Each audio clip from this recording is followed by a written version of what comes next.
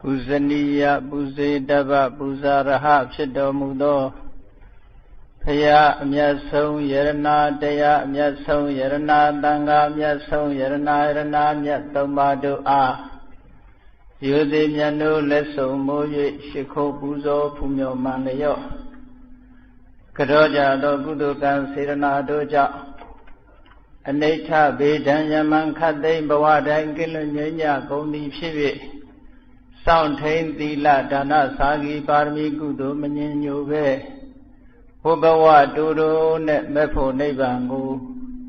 ရလွယ်ယူလွယ်ရောက်လွယ်နိုင်ကြသည်ဖြစ်ကြပါစေကုန်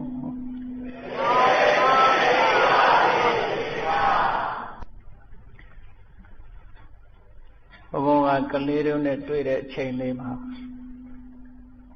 ပထမဩဝါဒစကားလေးပြောပါမယ်နော်ပြီးတဲ့အခါကျတော့မိမိတို့ရင်ထဲနှလုံးထဲမှာမရှင်းလင်းသေးတဲ့မေးခွန်းများရှိရင်လည်းပဲမေးဖို့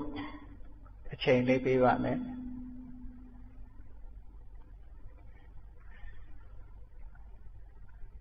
အခုလိုဒီလိုလူလောကမှာရောက်လာတဲ့အခါမှာလူတွေမှာအရွယ်၃မျိုးဆိုတာရှိတယ်ပထမအရွယ်ဒုတိယအရွယ်တတိယအရွယ်အဲ့ဒီအရွယ်၃မျိုးထဲမှာခုလိုတက်တန်းဆောရောက်လာတဲ့ကာလပိုင်းမှာဆိုလို့ရှိရင်ဆိုကြပါစို့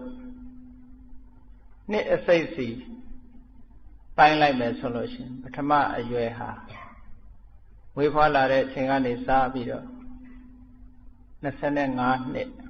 ဒါကိုပထမအရွယ်လို့ခေါ်ပါတယ်ပထမအရွယ်ဟာလူဘဝရောက်ရှိလာသည့်အတွက်ကြောင့်ခန္ဓာကိုယ်ပိုင်းဆိုင်ရာစိတ်ပိုင်းဆိုင်ရာကြီးပွားတိုးတက်ဖွံ့ဖြိုးလာအောင်တည်ဆောက်နေတဲ့အချိန်ပိုင်းတည်ဆောက်လို့နောက်ဆုံးသက်စိတ်အရွယ်ရောက်သွားလို့ရှိရင်ပြည့်ပြည့်စုံစုံတည်ဆောက်ပြီးအပိုင်းလို့ဒီလိုဆိုအောင်နောက်26နှစ်ကနေစပြီးတော့ဟိုဘက်နှစ်အစိတ်50အထိအဲ့ဒါကိုဒုတိယအရွယ်ဒီလိုသတ်မှတ်ရဒုတိယအရွယ်ရောက်လာတဲ့အခါကျတော့ကိုယ်ပတ်ဝန်းကျင်နဲ့ကိုယ်လူမျိုးအမျိုးဘာသာသာသနာလို့ဆိုတဲ့အများ